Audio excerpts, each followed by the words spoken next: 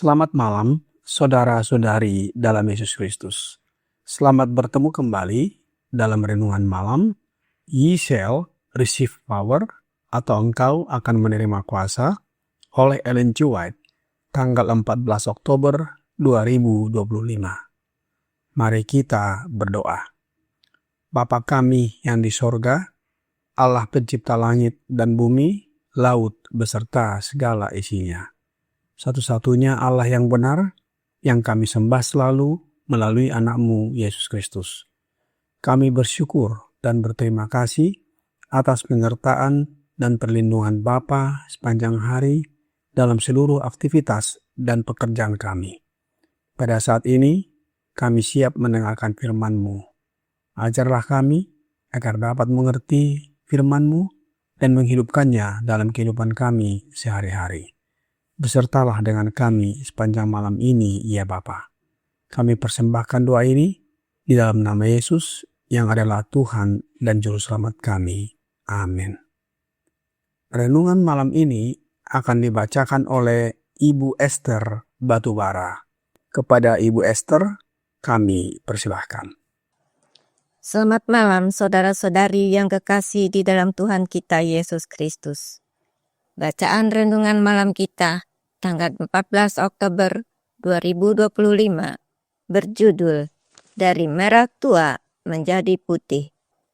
Marilah, baiklah kita berperkara, firman Tuhan. Sekalipun dosamu merah seperti kirmizi, akan menjadi putih seperti salju. Sekalipun berwarna merah seperti kain kesumba, akan menjadi putih seperti bulu domba. Yesaya 1 ayat 18.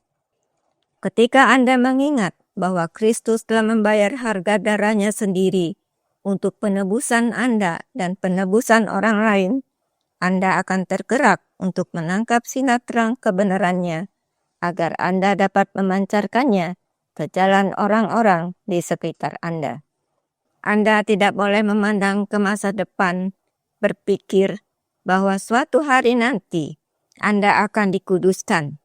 Sekaranglah saatnya Anda dikuduskan melalui kebenaran. Nabi menasihati, carilah Tuhan selama Ia berkenan ditemui. Berserulah kepadanya selama Ia dekat. Baiklah orang fasik meninggalkan jalannya, dan orang jahat meninggalkan rancangannya. Baiklah ia kembali kepada Tuhan, maka Dia, Tuhan, akan mengasihaninya. Dan kepada Allah kita, sebab Ia memberi pengampunan dengan limpahnya. Yesaya 55 ayat 6 dan 7. Dan Yesus berkata, tetapi kamu akan menerima kuasa kalau Roh Kudus turun ke atas kamu, dan kamu akan menjadi saksiku sampai ke ujung bumi. Kisah Para Rasul 1 ayat 8. Kita harus menerima Roh Kudus. Kita pernah memiliki gagasan bahwa karunia Allah ini bukan untuk orang-orang seperti kita, bahwa karunia Roh Kudus terlalu suci, terlalu kudus bagi kita. Tetapi Roh Kudus adalah penghibur yang dijanjikan Kristus kepada murid-muridnya untuk mengingatkan mereka akan segala sesuatu, apapun yang telah Ia katakan kepada mereka. Maka, marilah kita berhenti memandang diri kita sendiri, tetapi memandang kepada Dia yang darinya segala kebajikan berasal. Tak seorang pun dapat memperbaiki dirinya sendiri, tetapi kita harus datang kepada Yesus apa adanya, dengan sungguh-sungguh rindu untuk dibersihkan dari segala dosa dan noda dosa, dan menerima karunia Roh Kudus. Kita tidak boleh meragukan belas kasihan-Nya dan berkata, "Aku tidak tahu apakah aku akan diselamatkan atau tidak." Dengan iman yang hidup, kita harus berpegang teguh pada janji-Nya, karena Dia telah berfirman, "Sekalipun dosamu merah seperti kirmiji, akan menjadi putih seperti salju. Sekalipun berwarna merah seperti kain kesumba, akan menjadi putih seperti bulu domba." Kita harus menjadi saksi bagi Kristus, memantulkan kepada orang lain terang yang Tuhan izinkan untuk menyinari kita. Kita harus menjadi prajurit yang setia, berbaris di bawah panji Pangeran Immanuel yang berlumuran darah. Dikutip dari The Sign of the Times, 4 April 1892. Demikianlah bacaan renungan kita malam ini. Terima kasih. Tuhan Yesus memberkati. Terima kasih atas penata layanan Ibu Esther. Tuhan Yesus memberkati. Saudara-saudari dalam Yesus Kristus. Judul renungan malam ini, dari merah tua menjadi putih. Apa artinya? Sebelum kita mengerti artinya, mari kita baca sekali lagi ayat inti renungan malam ini di dalam Yesaya 1 ayat 18. Marilah, baiklah kita berperkara firman Tuhan. Sekalipun dosamu merah seperti kirmizi, akan menjadi putih seperti salju. Sekalipun berwarna merah seperti kain kesumba, akan menjadi putih seperti bulu domba. Kirmiji dalam ayat ini adalah warna merah tua. Warna merah tua berasal dari serangga yang disebut Kermes ilicis. Melalui proses, serangga ini menjadi zat pewarna merah tua. Zat pewarna merah tua inilah yang digunakan untuk mewarnai, baik benang, kain, tali, dan lain-lain.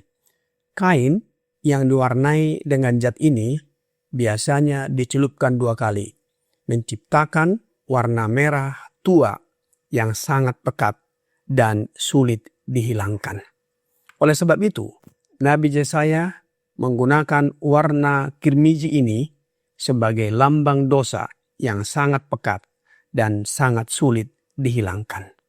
Putih seperti salju atau bulu domba adalah lambang kesucian, kemurnian, dan pengampunan. Ketika Tuhan dalam huruf besar dalam ayat ini adalah Allah Bapa, mengatakan bahwa dosa yang merah akan menjadi putih, itu berarti Tuhan sanggup mengampuni sepenuhnya, bahkan dosa yang paling berat. Allah Bapa mengundang umatnya yang berdosa untuk datang kepadanya, mengakui dosa-dosanya, dan bertobat. Tuhan tidak menolak, tetapi justru mengajak berdialog. Marilah, baiklah kita berperkara. Hal ini menunjukkan kasih dan keadilannya. Betapapun besar dan dalamnya dosa manusia, Allah sanggup mengampuni dan menyucikan sepenuhnya melalui kasih karunia-Nya, yaitu Yesus Kristus yang menjadi jalan untuk keselamatan dan pemulihan hubungan dengan Allah. Inilah arti dari merah tua menjadi putih. Renungan malam ini berkata di dalam Ye Shall Receive Power, halaman 296, paragraf 3. Kita harus menerima Roh Kudus. Kita pernah memiliki gagasan bahwa karunia Allah ini bukan untuk orang-orang seperti kita, bahwa karunia Roh Kudus terlalu suci, terlalu kudus bagi kita.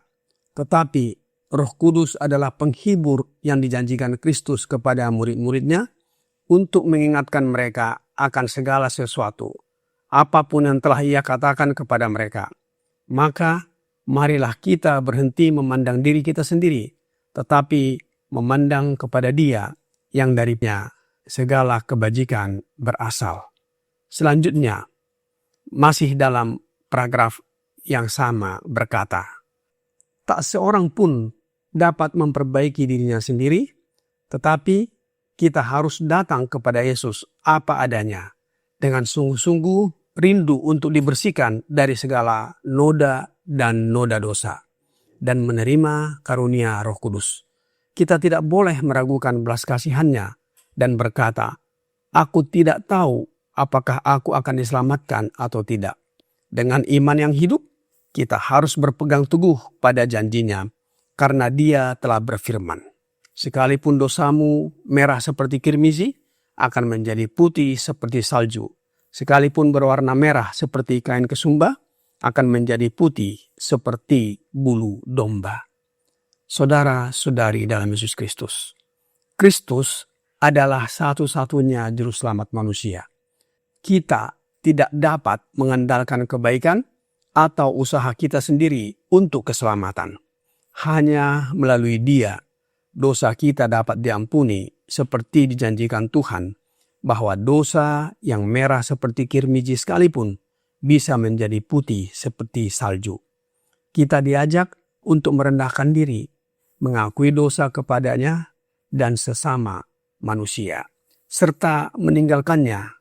Jangan biarkan kesombongan menghalangi pertobatan, karena pengakuan dan pertobatan membawa kesembuhan dan belas kasihan. Lebih baik mengakui dosa sekarang, saat Kristus masih menjadi perantara kita. Apa respons kita terhadap undangan Tuhan ini? Respons kita adalah percaya dan menerima Kristus. Kita menjadi anak-anak Allah, sebagaimana Rasul Yohanes berkata di dalam Yohanes 1 ayat 12. Tetapi semua orang yang menerimanya diberinya kuasa supaya menjadi anak-anak Allah, yaitu mereka yang percaya dalam namanya. Ini bukan sekedar respons emosional, tapi tindakan nyata yang menunjukkan bahwa kita menerima Roh Yesus Kristus dan pengampunan yang ditawarkan Tuhan. Dengan demikian, kita menjadi saksi Kristus, sebagaimana dalam renungan malam ini, Ye shall receive power, halaman 296, paragraf 3. Kita harus menjadi saksi bagi Kristus, memantulkan kepada orang lain terang yang Tuhan izinkan untuk menyinari kita. Kita harus menjadi prajurit yang setia berbaris di bawah panji Pangeran Immanuel yang berlumuran darah. Saudara-saudari dalam Yesus Kristus, kita sudah diubah melalui panggilan yang mencerminkan terang Kristus kepada dunia. Seperti prajurit di bawah panji Kristus, kita menyatakan kasih, pengampunan, dan kuasa-Nya dalam hidup sehari-hari. Kiranya Roh Yesus Kristus memenuhi hati kita, menyucikan kita, dan menjadikan kita alat-Nya yang hidup. Tuhan Yesus memberkati. Mari kita berdoa. Bapa kami yang di sorga, terima kasih atas firman yang sudah kami dengarkan malam ini. Kami mohon karuniakan Roh Yesus Kristus dalam hidup kami, agar hidup kami disucikan dari dosa, dan kami menjadi pembawa terang bagi orang lain. Biarlah karakter kami diubahkan menjadi serupa dengan karakter Yesus. Banyak dosa dan pelanggaran yang kami lakukan ya Bapa. Ampunilah kami. Kami persembahkan doa ini hanya melalui anak-Mu, Yesus Kristus, yang adalah Tuhan dan Juru Selamat kami. Amin.